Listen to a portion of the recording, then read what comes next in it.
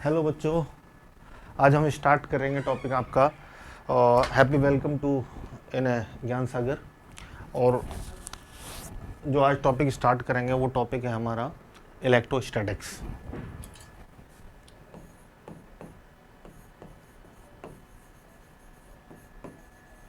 Electrostatics तो electrostatics में सबसे बेसिक जो पॉइंट्स है हमारा, उसमें आपने पढ़ा है चार्ज। तो चार्ज में सबसे बेसिक होता है हमारा दो तरह का चार्ज, पॉजिटिव, दूसरा होता है निगेटिव। और तीसरा जो चार्ज होता है वो होता है हमारा neutral.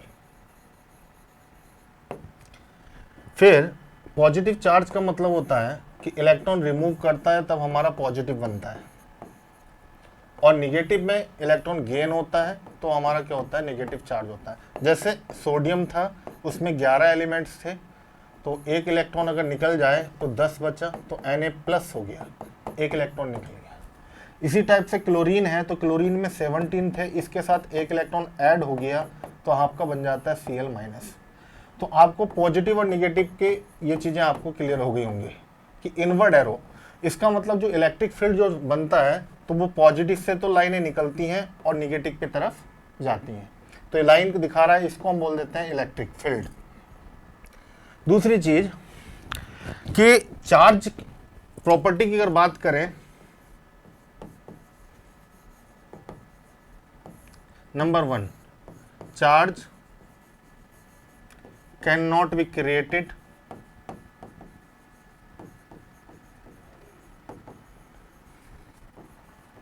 nor be destroy.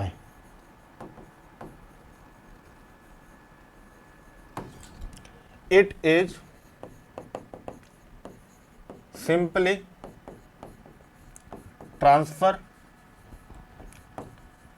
one body to other body। पहली प्रॉपर्टी तो हमारी ये है। दूसरी प्रॉपर्टी बच्चों आपकी होती है कि similar charge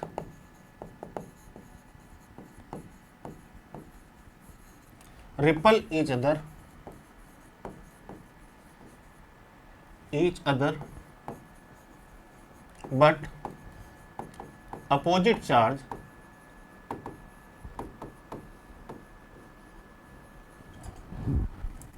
attract each other। तीसरी प्रॉपर्टी होती है charge is quantised. It means Q is equal to Ne।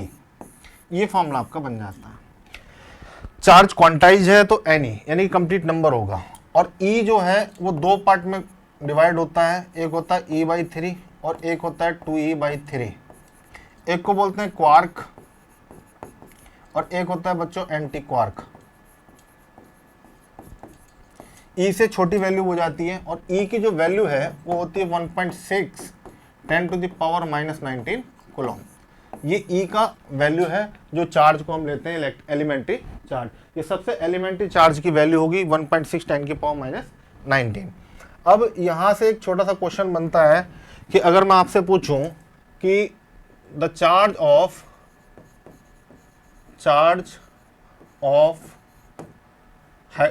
Oxygen atom, charge of oxygen atom,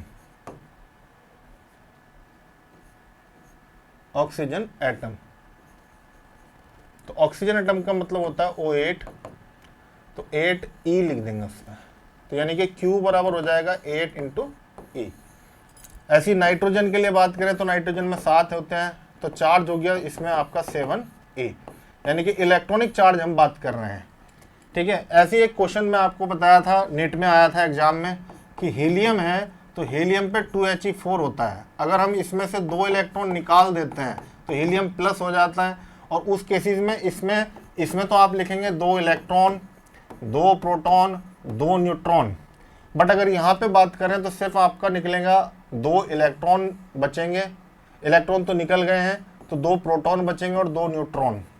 electron चले गए हैं, क्योंकि इलेक्ट्रॉन निकल गए तभी तो प्लस का चार्ज लगा, तो यहाँ पे प्रोटॉन बचेगा। इसको बोलते हैं, इसका नाम होता है अल्फा पार्टिकल। और इसीलिए कभी कभी बोलते हैं कि अल्फा पार्टिकल पे जो चार्ज है ये आपको न्यूमेरिकल करने में हेल्प करेगा। ये होता है 2e, इसका मतलब 3.2 इंटू 1 10⁻19 कूलम, ये आंसर आता है। अच्छा, इसके बाद से अगर आप आपको बताएं तो एक रिलेशन है, उसको बोलते हैं चार्ज। चौथी प्रॉपर्टी है इसकी, चौथी property, charge is invariant. Invariant तो it means Q rest equal to Q motion. ये 1 नंबर में बोर्ड के एग्जाम में पूछा था कि कंडीशन क्या होती है इनवेरिएंट की। तो इनवेरिएंट की कंडीशन होती है कि जितना चार्ज रेस्ट में उतना ही मोशन में। फिर अगर 5वीं प्रॉपर्टी की मैं बात करूं तो 5वीं प्रॉपर्टी ये हो जाती है, देखो चार्ज तो रेस्ट में और मोशन में सेम रहता है, but mass is different and depend only speed. It means m equal to m0 upon √1 minus v² upon c²। ये फॉर्मूला आपका बनता है m का। तो यहां से रिलेशन अगर हम v इक्वल टू c कर दें, it mean the velocity of particle,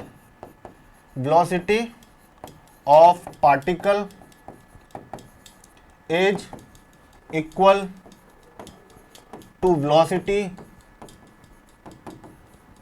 of light. अगर पार्टिकल की वेलोसिटी लाइट की वेलोसिटी के बराबर हो जाए तो देखो v अपॉन v अगर इक्वल हो गया v और c, तो ये 1 माइनस 1 हो जाएगा 0। तो अब 0 की मल्टीप्लाई में m है, तो इसका मतलब m0 हुआ। तो यहाँ पे देखो m 0 नहीं है, उसके मल्टीपल वाला फैक्टर 0 है। इसका मतलब ये कंप्लीट वैल्यू क्या हो गई, कंप्लीट वैल्यू होगी m0 इक्वल टू 0। इसीलिए हमें कहा जाता है कि rest mass of particle always 0। दूसरी चीज, अगर पार्टिकल मूव कर रहा है तो उससे मूव करने से उसका मास पे फर्क पड़ेगा, और मास क्या हो जाएगा, उसका चेंज हो जाएगा। यानी कि मोशन में आने से मास क्या बदलेगा, चेंज होगा। नेक्स्ट जो आगे हम टॉपिक करते हैं वो है हमारा Coulomb's law.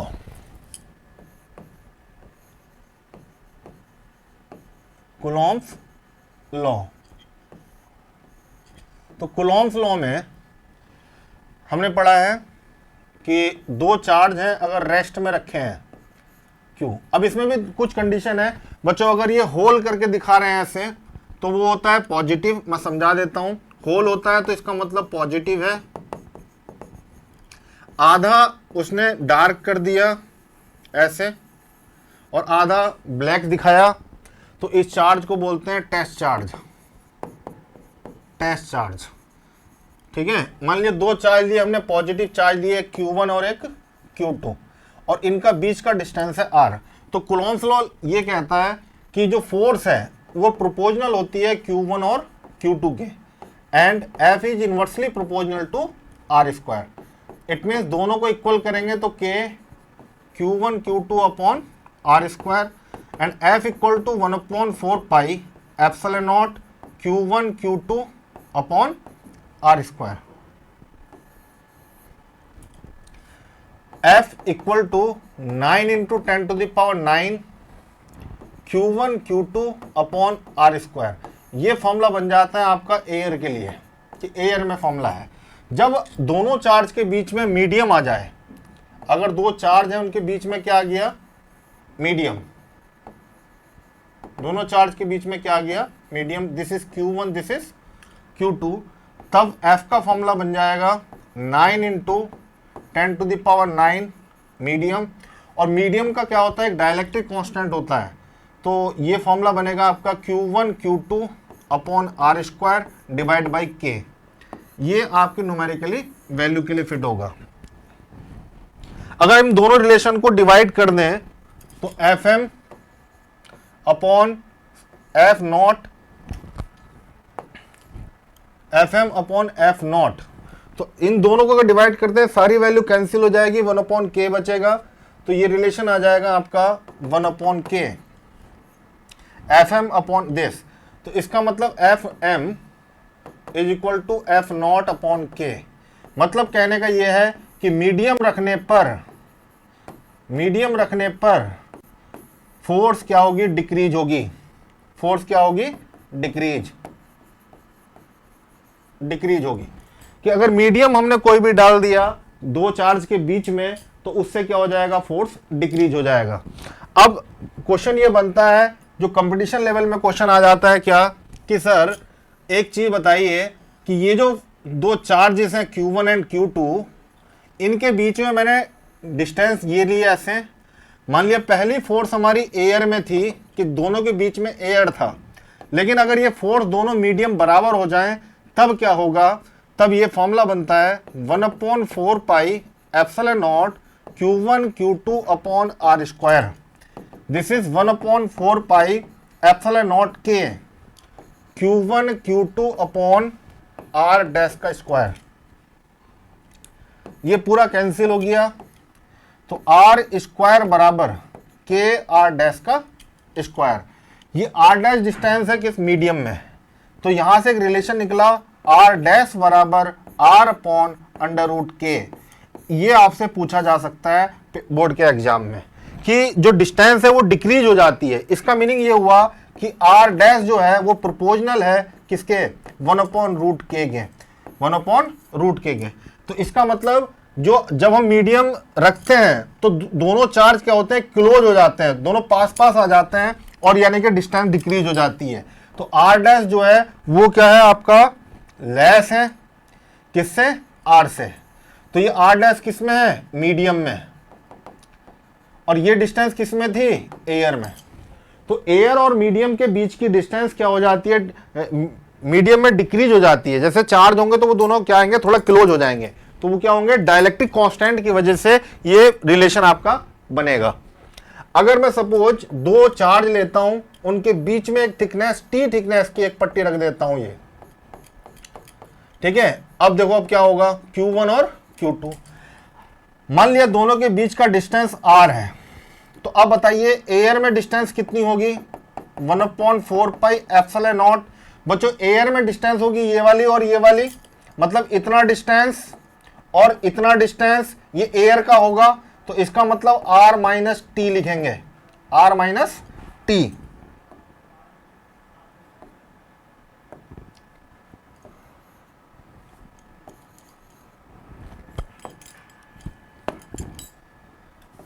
r minus T and plus, मैंने अभी भी समझाया कि जो r है उस पर क्या इफेक्ट पड़ता है, वो हो जाता है r डैश रूट के, r डैश रूट के।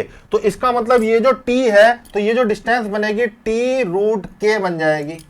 तो ये जो फॉर्मूला आपका बनेगा Q1 Q2 और इसका हो जाएगा स्क्वायर। ये रिलेशन आपका बन जाएगा जब छोटी सी एक डाइलेक्ट्रिक स्लैब रखेंगे किसके, दोनों चार्ज के बीच में।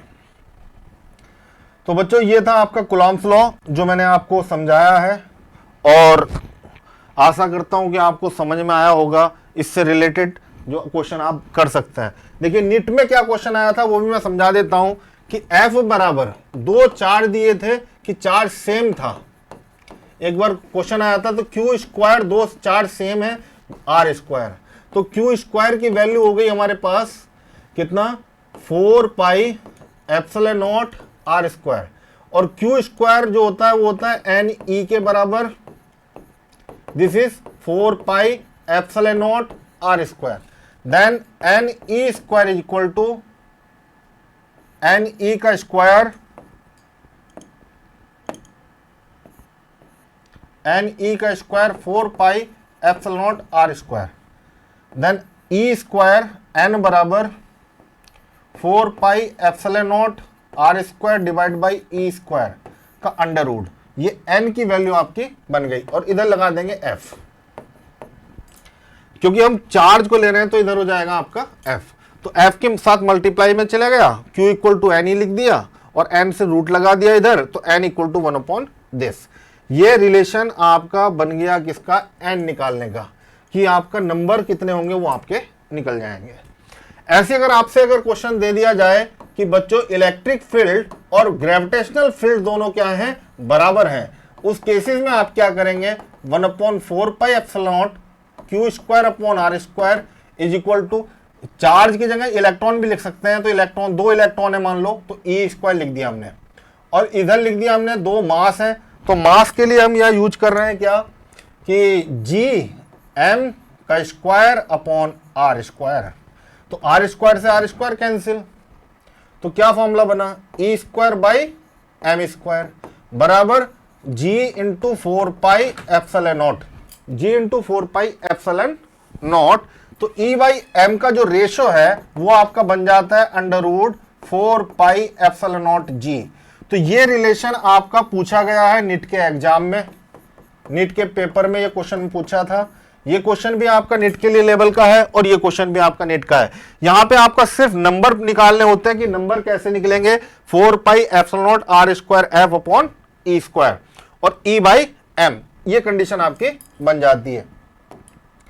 दूसरा, नेक्स्ट आगे, ये तो हमने पढ़ लिया कूलॉम्स लॉ, और कूलॉम्स लॉ से रिलेटेड जितनी चीजें थी मैंने आपको समझा दी, जितने फॉर्मूले बन सकते थे मैंने बताए कि ग्रेविटेशनल फोर्स, इलेक्ट्रिक फोर्स, और इसमें एक सबसे जो इंपॉर्टेंट पॉइंट है, अब इससे आगे जो दूसरा पॉइंट आता है वो आता है हमारा electric field. Electric field,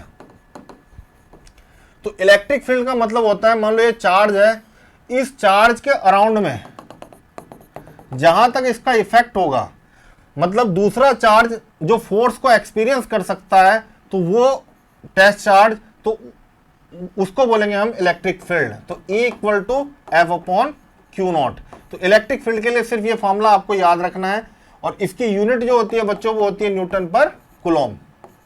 unit हो गई किसकी, इलेक्ट्रिक फील्ड की, न्यूटन पर कूलॉम,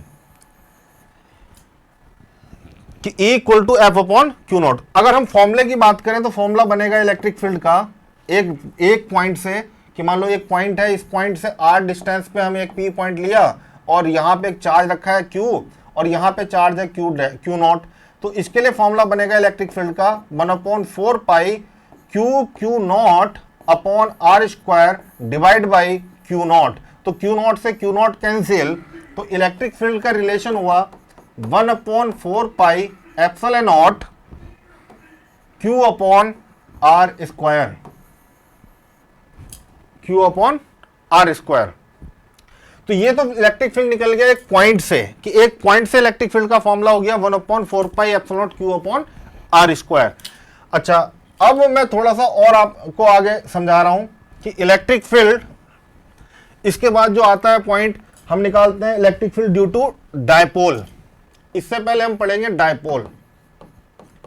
तो डायपोल क्या होता है, डायपोल एक सिस्टम होता है जिसमें दो चार्ज होते हैं, एक प्लस और एक माइनस, यानी कि equal and opposite charge are placed shorted distance. इस शॉर्टेड डिस्टेंस को हम लेते हैं 12। कितना लेते हैं, 12। तो इस सिस्टम को बोल देते हैं डायपोल।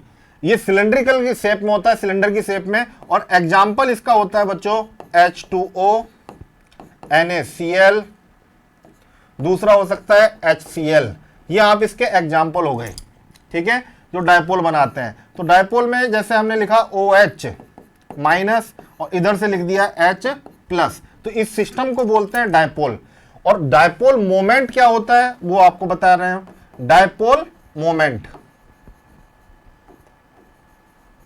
तो डायपोल मोमेंट को डिनोट करते हैं P से, तो ये फॉर्मूला बनता है आपका, एक चार्ज होना चाहिए और बीच का डिस्टेंस, तो ये हो जाएगा आपका 2QL, then P equal to 2QL।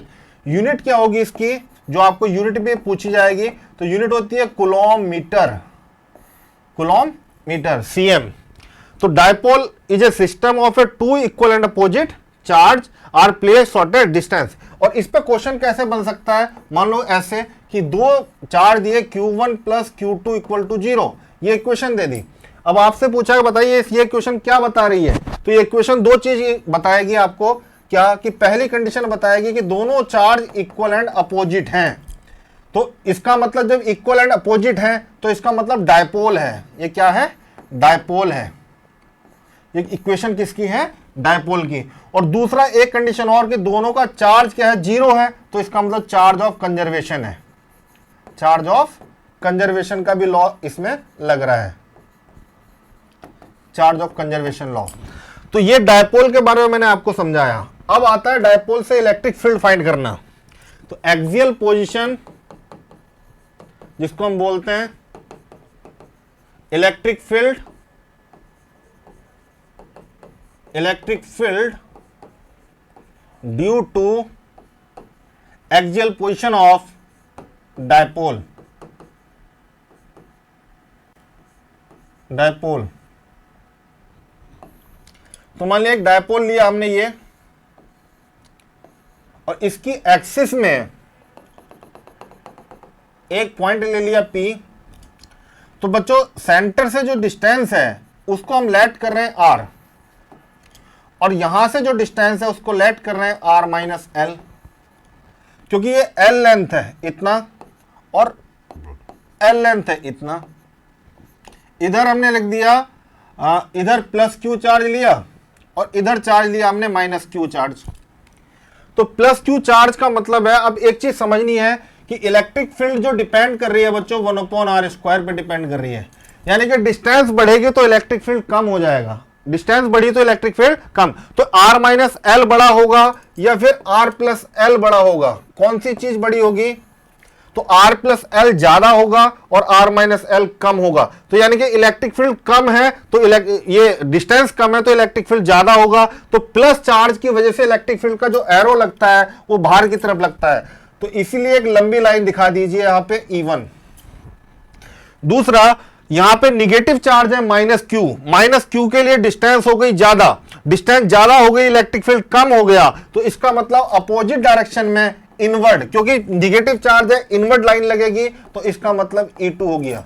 इसीलिए आपकी बुक में जब लिखा जाता है तो एक लाइन को बड़ी दिखाते हैं, एक लाइन को छोटी दिखाते हैं। तो रिजल्टेंट जो इलेक्ट्रिक फील्ड निकलेगा, रिजल्टेंट इलेक्ट्रिक फील्ड, उसका फॉर्मूला क्या होगा? E बराबर, अब देखो बड़ा कौन सा है E1, छोटा कौन सा E2, तो E1 माइनस E2। इसलिए हमने यहां पे इलेक्ट्रिक फील्ड में लिखा E1 माइनस E2। ये रीजन था इसका डिफरेंस करने का। तो डिफरेंस में क्या रिजल्ट आएगा? E बराबर 1/4 पाई एप्सिलॉन नॉट, चार्ज भी सेम है दोनों में। जब हम फॉर्मूला लिखेंगे Q/R², तो बड़ा कौन सा है? ये वाला, तो इसको पहले रखेंगे R माइनस L का whole square minus 1/R plus L का होल स्क्वायर। ये चीजें आपको याद रखनी है। इसको इसमें आप में पहले मत रख देना कि R प्लस L का होल स्क्वायर पहले रख दिया, तो ये वैल्यू ज्यादा होगी ना इलेक्ट्रिक फील्ड। ये डिस्टेंस कम है तो इलेक्ट्रिक फील्ड ज्यादा होगा, ये आपका ज्यादा है डिस्टेंस तो इलेक्ट्रिक फील्ड कम होगा। तो ज्यादा में से कम को लेस करते हैं, तो it is Q/4 pi epsilon naught. अब इसको सोल्व करेंगे तो R² plus L² plus 2RL minus R² minus L² plus 2RL divide by A plus B और A माइनस बी। तो इसका मतलब R² माइनस L² का होल स्क्वायर। कैंसिल करते हैं दोनों वैल्यू ये, तो ये रिजल्ट आ गया 2QL that is equal to 4QL। तो E इक्वल टू, इस पूरे को K बोल देता हूं मैं, तो KQ ये हो जाएगा आपका 4QL upon R² minus L² का होल स्क्वायर। तो E बराबर फाइनली रिजल्ट हुआ, यहां से हम 2QL निकाल लेंगे। 2QL कितना? P होता है, तो 2QL अगर P हो गया तो ये आपका बन गया R भी आएगा, ये 4RL है, 4RL।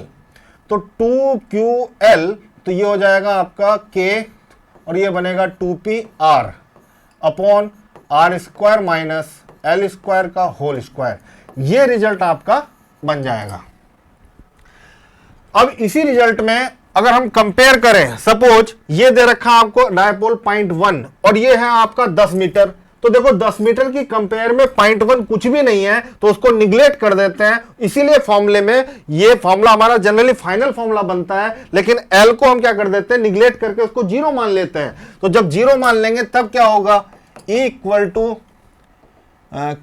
के, E equal to K Q 2p, E equal to 2p r upon, इसको 0 किया तो r की पावर 4 हो गई, तो r की पावर 4 लिख दिया और एक r से इसको कैंसिल किया, पावर 3 हो गई। तो इसका मतलब ये हो गया आपका complete k 2p upon r cube. ये एक्सियल पोजीशन का करेक्ट फॉर्मूला निकल के आ गया। और यही क्वेश्चन, यही वाला आपको नीट के एग्जाम में इसी साल 2025 में पूछा गया था। ये क्वेश्चन था आपका, उसमें सिर्फ उसने पूछा था कि इलेक्ट्रिक फील्ड का आर के साथ क्या रिलेशन होगा अगर डायपोल दे रखा होगा तो सिर्फ ऑप्शन में आपको लिखना था ए प्रोपोर्शनल टू आर की पावर 3, ये आपको लिखना था। समझ में आया? तो इसी से आपका क्वेश्चन बनना था और इसी डायपोल की एक्सियल पोजीशन मैंने आपको समझा दी है। इसका डेरिवेशन अगर पेपर में आता है तो मुश्किल से 2-3 मार्क्स का ये क्वेश्चन आपका बोर्ड के एग्जाम के लिए बन सकता है। नेक्स्ट दूसरी पोजीशन होती है बच्चों, उसको बोलते हैं इक्यूटोरियल, इक्यूटोरियल पोजीशन। तो इक्यूटोरियल पोजीशन का मतलब है, इसी को हम बोलते हैं broadside, broadside position, broadside position. तो ब्रॉड साइड पोजीशन में डायपोल लिया हमने, इस डायपोल के सेंटर से पॉइंट लिया O और इसको मिलाया हमने इस पॉइंट से, इसको मिलाया इस पॉइंट से। अगर मैं इस वाले पॉइंट को प्लस Q लेता हूं, इसको माइनस Q लेता हूं, तो इससे ये जो डिस्टेंस है ये तो L है बच्चों और सेंटर से ये R है, तो ये वाली डिस्टेंस कितनी होगी, R square plus L square, Pythagoras लगा दी। ये भी कितनी होगी, R square plus L square. अब देखो समझना ये होता है कि अगर ये प्लस का चार्ज है तो इलेक्ट्रिक फील्ड की डायरेक्शन होगी ऊपर की तरफ, अगर ये माइनस का चार्ज है तो इलेक्ट्रिक फील्ड की डायरेक्शन होगी नीचे की तरफ। तो जब भी डायपोल रखा होता है तो उनका रिजल्टेंट जाएगा बीच में, रिजल्टेंट जाएगा ऐसे। तो ये एंगल थीटा है, ये भी मान लो थीटा है, तो ये एंगल भी क्या होंगे, थीटा और थीटा।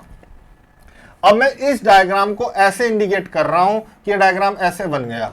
तो ये हो गया आपका E1 साइन थीटा और ये हो जाएगा नीचे की तरफ E2 साइन थीटा। बच्चों ये आपका E2 है और ये आपका क्या है, E1। तो यहां तो बीच में रिजल्टेंट क्या बन रहा है, E1 cos थीटा और plus E2 cos theta, E2 cos theta. ये रिजल्ट बन रहा है कि नहीं बन रहा? तो अब यहां से फॉर्मूला बना result, resultant electric field. Resultant electric field का मतलब हुआ कि E बराबर E1 cos theta plus E2 cos theta, this is equal to 2E cos theta. ये फॉर्मूला आपका बना E नेट का। तो ये आपका E नेट इलेक्ट्रिक फील्ड बन रहा है। तो यहां से देखो चेक करते हैं कि E जो है नेट इलेक्ट्रिक फील्ड जो है वो कितना है, 2 E की वैल्यू होगी हमारे पास चार्ज अपॉन डिस्टेंस का स्क्वायर। तो चार्ज है हमारा कितना, K Q upon R square plus L square, क्योंकि अंडर रूट का स्क्वायर करेंगे ना तो रूट हट जाएगा। अब यहां से आता है कॉस थीटा। अब कॉस थीटा क्या होता है वो समझ लो। कॉस थीटा इस ट्रायंगल के अंदर देख रहे हैं तो कॉस थीटा होता है बेस अपॉन हाइपोटेनियस। तो बेस अपॉन हाइपोटेनियस तो L upon under root R square plus L square. तो L upon under root R square plus L square. तो फॉर्मूला बना 2QL, तो इसका मतलब K बराबर P, R square plus L square की पावर होगी बच्चों 3/2। तो E नेट का जो रिलेशन बना ये आपका बन गया KP अपॉन R की पावर 3/2। अब इसमें भी वही कंडीशन लगेगी क्या कि L अगर बहुत छोटा है और डिस्टेंस क्या है, बड़ी है, ठीक है, इस डिस्टेंस क्या है, बहुत ज्यादा है, तो आपको ये चीज समझ में आएगी कि L को निगलेक्ट कर देंगे। और जैसे ही L को निगलेक्ट करेंगे तो E नेट बन जाएगा हमारे पास KP अपॉन R की पावर हो जाएगी 2 से 2 कटेगी, ये यहां पे R का स्क्वायर से स्क्वायर कट गया, 3 बची, तो R की पावर 3। तो ये बन गया आपका r की पावर 3। तो अब एग्जाम में जो बोर्ड के में क्वेश्चन पूछा जा सकता है वो ये क्वेश्चन आ सकता है कि ई एक्सियल और ई इक्वेटोरियल। कभी कभी वो एग्जाम में ब्रॉड साइड पोजीशन लिख के दे देता है, बच्चे कंफ्यूज हो जाते हैं, बोलते हैं कि ये ब्रॉड साइड कौन सी बला का नाम आ गया। यानी कि इक्वेटोरियल तो हमने पढ़ा था, हमारी किताब में भी था, पर ब्रॉड साइड पोजीशन हमने पढ़ी नहीं थी। तो ब्रॉड साइड पोजीशन इसी को बोलते हैं भाई, इक्वेटोरियल वाली पोजीशन को बोलते हैं। अब ये क्वेश्चन बोर्ड के एग्जाम के लिए 4 मार्क्स का पक्का है, 101% इस साल के पेपर में आ सकता है डेरिवेशन इसका। तो दोनों का रेशो कितना हुआ, दोनों को डिवाइड किया तो 2/1, दोनों का रेशो कितना हुआ 2/1, क्योंकि उसके फॉर्मूले में 2 आया था। क्योंकि देखो आप ध्यान दो, मैंने पिछले वाला जो डेरिवेशन कराया उसमें कितना आया था 2p/r³, और इसमें कितना आ रहा है, इसमें आ रहा है आपका kp/r³। तो दोनों का रेशो कितना हुआ, इतना हो गया। तो एक शॉर्टकट फॉर्मूला है इसमें कि आपने जब न्यूमेरिकल करोगे तो एक्सियल का निकालने के बाद अगर आपको निकालना पड़ रहा है किसका, इक्वेटोरियल का, तो एक्सियल का आधा कर देना, वो इक्वेटोरियल के बराबर होगा। शॉर्टकट लगाना है, एक्सियल का इलेक्ट्रिक फील्ड निकालो, उसका हाफ कर दो, वो इक्वेटोरियल के बराबर होगा। यानी कि 2 इधर शिफ्ट और ये इधर शिफ्ट। इसके बाद आता है बच्चों टॉर्क। टॉर्क, तो टॉर्क में क्या है, इलेक्ट्रिक फील्ड में अगर कोई डायपोल हमने रख दिया, ऐसे ये डायपोल रखा हमने, इस डायपोल में एंगल हो गया थीटा। तो अब एक चीज बताइए, अगर किसी चीज को हम खींचते हैं तो एक ऐसे खींचेगी और एक इधर, तो एक फोर्स लगेगी इधर की तरफ, एक फोर्स लगेगी इधर की तरफ, -q चार्ज, और इधर है प्लस का q चार्ज। तो इधर की जो फोर्स होगी वो होगी QE, और इधर की जो फोर्स होगी वो होगी -QE, इधर की जो फोर्स होगी -QE। तो ये जब ऐसे रोटेट होगा तो इसकी पोजीशन ऐसे आएगी, तो ये वाली ये इतना डिस्टेंस चलेगा और ये इतना डिस्टेंस चलेगा। और बुक में जो है अलग टाइप से दे रखा है, लेकिन मेरा जो मेथड है वो मैं आपको समझा रहा हूं। ये सेंटर है, सेंटर से डिस्टेंस ले ली मैंने कितनी L, और यहां से ये डिस्टेंस कितनी ले ली मैंने, ये भी कितनी L। तो बताओ बच्चों ये क्या है, परपेंडिकुलर है कि नहीं है। तो जब परपेंडिकुलर है तो इतनी डिस्टेंस को क्या बोलेंगे, L sin थीटा। और ये भी परपेंडिकुलर है तो इसको भी क्या बोलेंगे, L sin थीटा। अब बात आती है टॉर्क की, जब ये मोमेंट कर रहा है तो इसका मतलब टॉर्क बनेगा। तो टॉर्क क्या होता है, perpendicular distance, perpendicular distance into force. मैंने क्यों लिखा, तो R क्रॉस F लिखते हैं कि नहीं लिखते, R क्रॉस F। तो हम R जो है वो परपेंडिकुलर डिस्टेंस है, फोर्स कितनी है F। तो हम यहां पे टो का जो फॉर्मूला बनेगा वो बनेगा आपका कितना, फोर्स कितनी लग रही है QE into L sine theta, and plus QE into L sine theta. दोनों को ऐड किया तो 2QE, क्योंकि दोनों एक जैसी फोर्स हो गई, तो दोनों एक जैसी फोर्स है, तो 2QEL साइन थीटा। तो QE में 2QL, मैंने पहले बताया था कि P किसके बराबर होता है, 2QL के। तो इसका मतलब ये फॉर्मूला बना PE sine theta, that is equal to PE sine theta, then tau is equal to PE sine theta.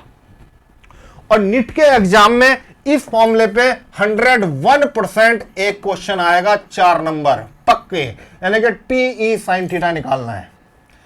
या तो टो गिवन होगा, थीटा दे रखा होगा, P पूछ लेगा, ठीक है। और आया भी है, पिछले 2-3 साल से लगातार इस टो पे एक क्वेश्चन जरूर आता है। तो ध्यान रखना कि नीट वाले बच्चे अगर देख रहे होंगे तो वो tau equal to PE sine theta वाला फॉर्मूला कॉन्सेप्ट इसका क्लियर कर लेंगे, ठीक है। अब मैंने दोनों चीजें समझा दी कि ये जो डिस्टेंस चल रहा है L चल रहा है, और ये डिस्टेंस चल रहा है कितना, L जो है L साइन थीटा। तो दोनों को जब ऐड करेंगे तो कंडीशन ये आ जाएगी। इसमें भी 2 कंडीशन है, क्या कि एक कंडीशन होती है बच्चों स्टेबल, स्टेबल, तो स्टेबल के लिए थीटा को 0 रखा जाता है, और दूसरी कंडीशन होती है अनस्टेबल। कौन सी, अनस्टेबल, अनस्टेबल। तो अनस्टेबल पोजीशंस का मतलब होता है बच्चों, यहां पे theta is equal to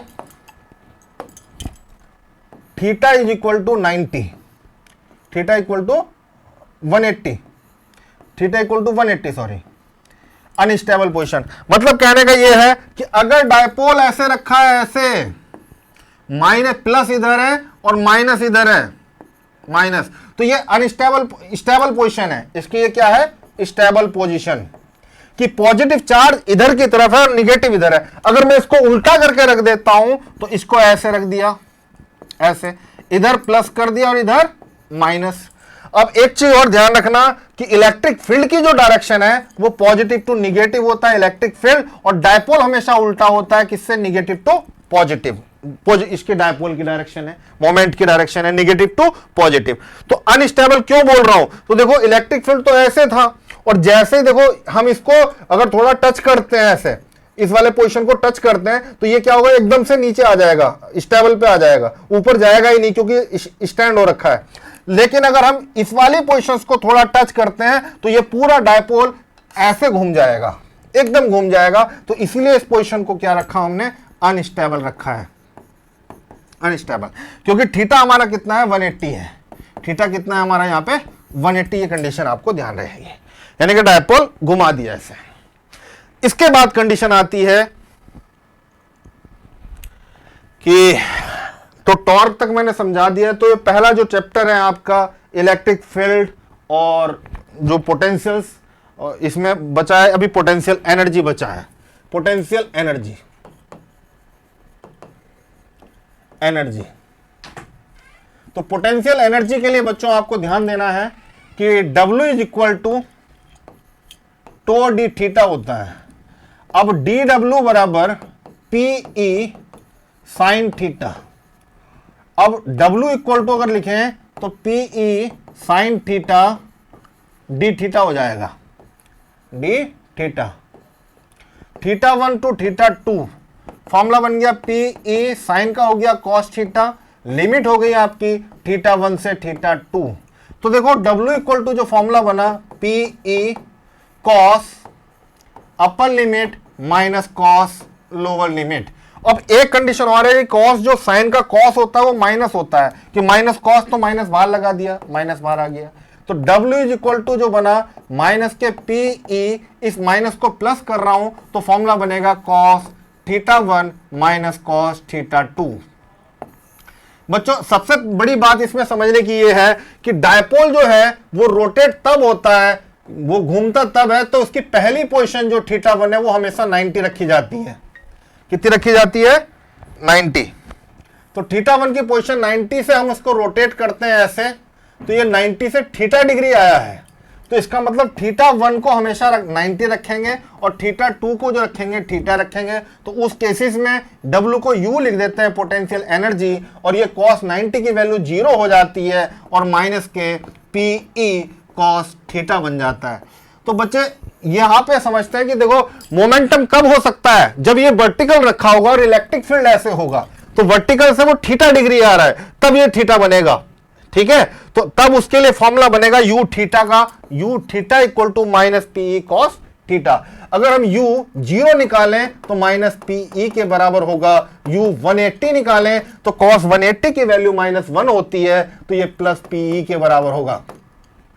delta u आपसे पूछा जा सकता है, u 180 माइनस u 0, तो उस केसेस में हम पढ़ेंगे कि 0 से 180 रोटेट किया, 0 से 180 रोटेशन करा तो कितना एनर्जी हुआ? तो 180 पे थी पीई माइनस माइनस पीई, तो ये आंसर आ गया आपका 2pe, यानी कि एनर्जी क्या हो जाएगी? डबल हो जाएगी चेंज होने पर। तो चेंज एनर्जी क्या होगी? 2pe हो जाएगी डायपोल के केसेस में। समझ में आया? यहां तक आपको मुझे लगता है पूरा अच्छे से समझ में आ गया होगा। बस ये ध्यान रखना कि पहला एंगल थीटा 1 जो है वो हमारा 90 होता है, और इसी वजह से यहां पे हम पी कॉस थीटा लिख देते हैं। एक चीज और क्लियर कर लीजिए कि यू थीटा को लिखा जाता है माइनस के P dot E, P dot E. इसमें डॉट प्रोडक्ट लगती है क्योंकि कॉस थीटा है तो इसलिए डॉट प्रोडक्ट लगेगी। और जो टॉर्क था, हमने जो टॉर्क पढ़ा था इससे पहले पेज पे, जो टॉर्क है ये पी साइन थीटा है, तो इसको बच्चों हम पढ़ते हैं टो बराबर पी क्रॉस ई, पी क्रॉस ई, पी क्रॉस ई। तो टो बराबर पी क्रॉस ई, ठीक है। ये आपका पी ई होता तो पी क्रॉस ई लिख देते हैं। समझ में आई बात? तो इसमें क्रॉस प्रोडक्ट होती है और वहां पे क्या होता है एनर्जी में, क्या होता है एनर्जी में, एनर्जी में होती है डॉट प्रोडक्ट। और निकाली कैसे एनर्जी हमने, टोक वाले फॉर्मूले से रिलेशन करके कि थीटा रोटेट कर रहा है थीटा 1 से थीटा 2, तो हमने ये पूरा थीटा 1 लिख दिया एंगल। बाद में थीटा 1 को 90 थीटा को थीटा रख दिया, तो माइनस ये cos 90 जीरो हो गया, माइनस के पी cos थीटा बन गया, ये एनर्जी बन गई। तो ये यू थीटा का फॉर्मूला है ये वाला। तो ये इस देखो इस बार नीट के पेपर में मैं आपको गारंटी से कहता हूं कि एक क्वेश्चन इस पोटेंशियल एनर्जी के ऊपर जरूर आएगा। अगर उसने बोल दिया ऊपर से एंगल, वर्टिकल से एंगल इतना है, वर्टिकल से थीटा दे दिया, तो आपको नीचे का एंगल चाहिए होगा, तो आपको लिखना पड़ेगा कितना 90 माइनस थीटा, वो अब आपको चेंज करना पड़ेगा। ठीक है, तो ये ध्यान रखना है कि फॉर्मूला आपका W equal to PE cos theta 1 minus cos theta 2, ये आपका एनर्जी का है। और इस साल नीट के पेपर में इस फॉर्मूले पे क्वेश्चन आ सकता है इस चैप्टर से, क्योंकि पिछली बार उन्होंने टॉर्क पे दिया था। ठीक है, हो सकता है वो इस बार किस पे दें, एनर्जी पे। तो एनर्जी वाले कॉन्सेप्ट पे आपको क्वेश्चन मिल सकता है देखने के लिए, नीट वाले बच्चे इसमें तैयार कर सकते हैं। ठीक है, कंप्लीट। तो पहला टॉपिक जो मैं था वो कंप्लीट है मेरी तरफ से, जो आपका पहला, थैंक यू। ठीक है, ऑल द बेस्ट बच्चों। आज का ये लेक्चर 12th क्लास का मैं रिवीजन कराऊंगा अपने लेक्चर से। जो बच्चे अभी हाफ ईयरली एग्जाम की तैयारी कर रहे हैं, तो वो मेरा लेक्चर उनको मिलेगा, और वो उस लेक्चर के उससे जो हाफ ईयरली के जितने जो आपके टॉपिक हैं उसका जो बेसिक समरी है पूरी, जो चैप्टर की बिल्कुल डिटेल से, वो मैं आपको पूरा मुश्किल से 15-20 लेक्चर में मैं आपको समझा देता हूँ। ठीक है, पूरा जो हाफ ईयरली में आपको हेल्प करेगा, उसी में न्यूमेरिकल, उसी में क्वेश्चंस, वो सब कुछ आपको कॉन्सेप्ट क्लियर हो जाएंगे, तो सारी चीजें क्लियर हो जाएंगी।